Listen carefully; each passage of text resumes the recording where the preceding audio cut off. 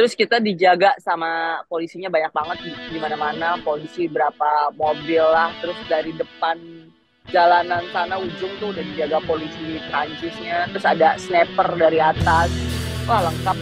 Snipernya dari atas, udah dari gedung-gedung udah dijaga, jadi memang bener-bener dijaga ketat. Jadi yang masuk ya yang tamu undangan aja gitu.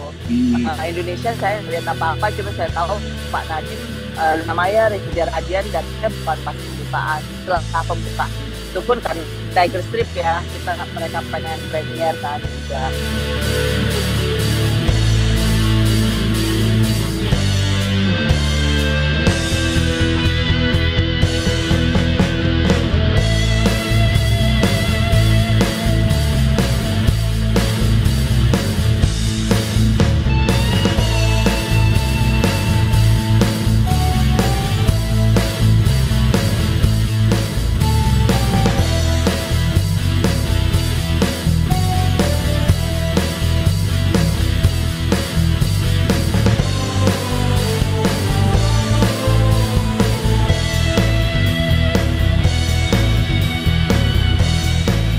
Kita premier full banget, tempat duduknya full banget, orang sampai ngantri. Alhamdulillah. Terus gitu kayak orang suka ngeliatnya habis nonton gitu. Jadi nggak cuma dari Indonesia doang, dari French, dari berbagai negara. Dari premier full, setelah premier malamnya kita malam kebudayaan untuk Indonesia, itu full semua. Terus kita tuh dapat kayak souvenir. Jadi ada salah satu IO-nya dari Indonesia bawa. Kita memang udah setujuin sih. Kita bawa kayak apa ya, tas anyaman untuk dibagiin dan memperkenalkan, oh ini loh buatan Indonesia UMKM. Gitu. Ya, yang Udah. tadi malam kebudayaan Indonesia lah, dari kuliner, kerajinan sampai sekaligus juga primer film Tiger Strip itu di situ. Iya, enggak, Tiger Strap itu premiernya di Cannes, di tempat sini, di sini. Di sini Area festival. kita ada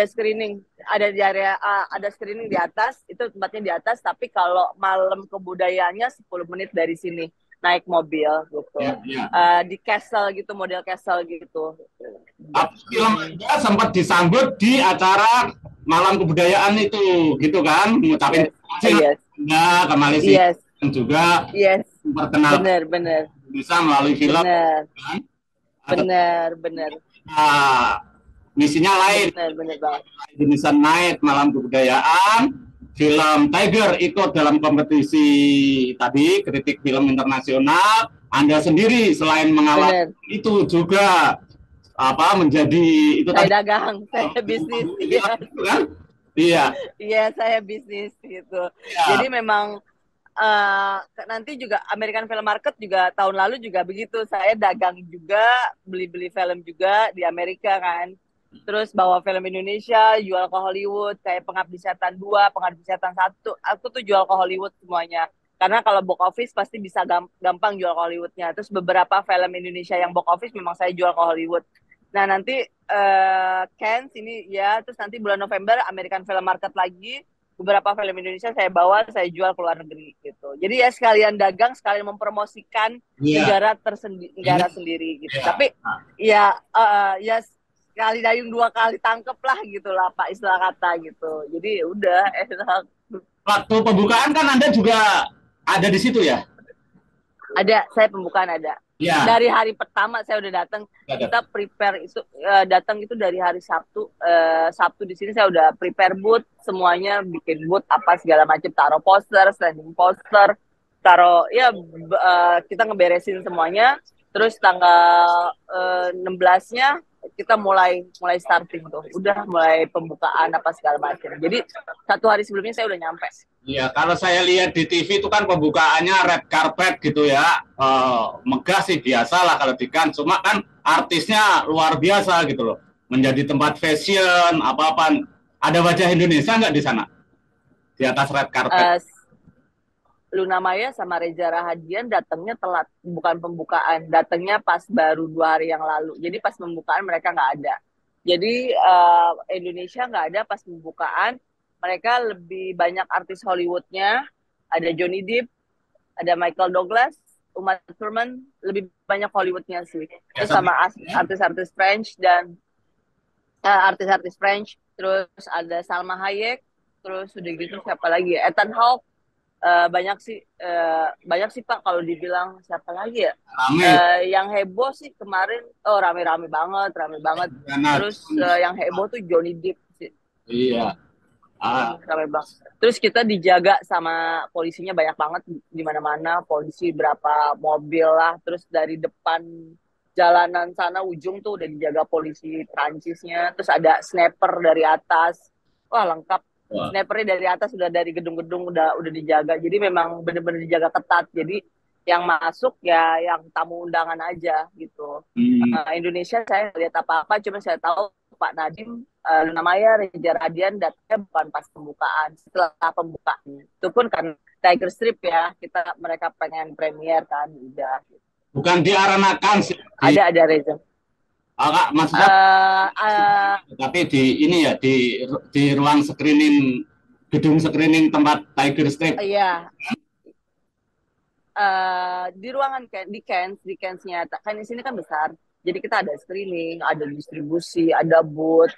Besar banget Cairns ini kan. Terus udah gitu jadi dia itu premiernya di atas di tempat screening tapi di Cairns juga gitu. Ya. Dia tuh kayak stadion apa ya? Stadion GBK ya. Gede Ya. banget tapi lebih gede dari GBK, lebih gede lagi. Jadi ada tempat-tempat tersendiri, ada American Pavilion, ada tempat screening, ada premier, ada red carpet. Gede banget. Satu Senayan dua kali lipatnya Senayan. Besar banget. Jadi kalau mau jalan tuh susah banget jauh ke sana ujung-ujung sama ujung gitu loh. Tapi ya it's very great gitu. Karena kan berapa negara, hampir 200 lebih kali. Penuh banget. Every day kita tuh penuh. Bapak kalau bisa lihat ya. Ini baru sedikit banget. Di atas masih ada lagi, sebelah sana masih ada lagi. Ini saya di tempat tempat boat-boatnya. So yeah. Ya, saya kan sini. pengen lihat ada wakil Indonesia ikut berjalan di atas red carpet. Nggak ada ya? Nggak ada. Mereka datangnya terlambat semua Pak. Iya. Amanda, Anda gitu. Tadi saya bilang ya, selama ini kan saya mengenalnya sebagai artis gitu ya, kemudian sekarang aktif banget nih di bisnis film. Sejak kapan sih? 2000 setelah pandemik Pak. 2000 berapa tuh? 2020 ya, pandemik selesai tahun berapa sih? 2018, 19, 20 kan kita pandemik. 2021 udah mulai, udahlah saya pikir saya beli film aja apa segala macem gitu. Udah jual film, terus masuk film-film festival. Pokoknya setelah pandemik kehidupan berubah semua gitu. Udahlah. Lebih untungnya lebih banyak sih. Untungnya lebih banyak. Selama 2 tahun ini sudah untung atau belum? Jauh Pak, jauh banget. Udah untungnya hampir 2 kali lipat, 3 kali lipat. Apalagi kalau film Hollywood yang kita bawa ke Indonesia atau ke beberapa negara Asia, terus filmnya meledak, banyak yang nonton. Itu bayangin. Kayak misalkan contoh ya kayak John Wick misalkan nih, aku beli dari Hollywood, aku beli dari Warner Bros atau Lionsgate, aku beli dari dia misalkan 10 miliar, beli 10 miliar, tayang untuk satu teritori misalkan Indonesia 10M, Malaysia misalkan 10M, atau kita nego lah misalkan 5 negara taruhlah 40 miliar gitu, Malaysia, Singapura, Indonesia, Malaysia, Singapura, Brunei, Kamboja, Vietnam. 6 negara lah kita tawar berapa? 40 miliar, 30 miliar misalkan kita tawar. Bapak tahu kan John Wick itu nomor 1 box office. Ya. Jadi ketika tahu distribusinya saya yang pegang, terus saya tawarin masukin ke sinema kan udah pasti mau tuh. Ya udah, dari sinema itu nanti kita bisa jual ke OTT, bisa jual ke TV. Nah, berapa orang yang nonton John Wick coba bayangin, satu Indonesia aja udah 200 juta lebih kan penontonnya gitu. Itu film asing yang dibeli oleh Amanda kemudian diedarkan oleh Amanda gitu kan. Kalau film kalau film Indonesia yang oleh Amanda tawarkan negara ASEAN ataupun saya mengambil perjanjian gaib, Maxima punya. Saya habis itu nih. Bentar Amanda ya. Oke. Bisa lagi? Ya. Oke, udah bisa. Nah, satu kayak kemarin saya ngambil Pak Malik. Pamali 1 di Indonesia tuh 800.000. Terus saya ambil, saya distribusiin Malaysia, Singapura, Brunei, Kambodia, Vietnam. Karena kan dari Indonesia, jadi saya distribusiin ke bioskop, ke OTT, ke TV. Ya, Pak, itu kita hitungannya kalau Malaysia itu quotation, bukan hitungan penonton. Jadi itu bisa dapat sekitar 1 juta ringgit. 1 juta ringgit itu sekitar 3,5 M sampai 4 miliar untuk bioskop doang. Ya. Itu untuk bioskop Malaysia saja. Ya. Saya belum ngitung bioskop Singapura, saya belum ngitung bioskop Kambodia, saya belum ngitung bioskop Vietnam. Saya belum ngitung TV. TV itu beli sekitar 200 sampai 300 juta. Terus saya belum hitung OTT. OTT itu over the top, kayak Netflix. Kita ada Netflix Singapura. Itu saya belum jual lagi ke situ. Itu salah satunya. Yang paling besar adalah Pengabdi Setan 2 saya ambil. Pengabdi Setan 2 kita dapat 20 juta ringgit Malaysia. 2 kali 3 berarti berapa tuh? 20 juta ringgit 10 kali 3 30 miliar. 30 miliar hanya untuk Malaysia saja. Iya, kayaknya dengan begitu Anda akan berhenti menjadi artis dan beralih full menjadi. Enggak, sekarang masih syuting, tapi syutingnya dikurangin. Karena kan kalau distribusi kan maksudnya saya punya anak karyawan ya. Jadi karyawan saya ada yang marketing, ada yang bikin kontrak, ada administrasi. Jadi masih bisa dijalanin sama karyawan. Tapi kalau nego harga, pasti saya yang nego gitu. Nah, jadi misalkan nego sama Pak Sunil, apa film, atau sama siapa, sama produser kita nego gitu. Udah nego saya ambil, nanti ada bagian marketing karyawan saya yang ngejalanin, ada bagian administrasi yang ngejalanin. Jadi masih bisa lah kalau syuting masih, tapi nggak bisa yang sekarang syuting stripping udah kagak bisa lagi, nggak ngambil karena ya kagak sempet lah gitu. Dengan saya jualan film daripada stripping gitu. Ya. Cuma ini Amanda kan sudah punya duit banyak, itu punya rencana untuk memproduksi film yang sendiri nggak? Udah, ini lagi produksi. Sutradaranya Siska Doper. Oh, ini si produksi ya, iya. Amanda sendiri kalau yang sedang. Saya iya, Waru the movie. Terus kita udah chip in juga untuk bikin Pengabdi Setan 3 dan 4. Itu Anda ambil ya, Pengabdi Setan 3 dan 4 Anda produksi sendiri ya? Yes, sama tetap Joko Anwar. Tapi kita chip in, kita barengan sama Pak Sunil. Jadi ya udah deh kita produksi sendiri aja, ya udah akhirnya kita ambil gitu. Pengabdi Setan 3 dan 4. Dan kita rencananya memasukin artis Malaysia karena sekarang saya pengen bikin Indonesia Malaysia lebih dekat. Jadi masukin artis Malaysianya, masukin artis Indonesianya gitu.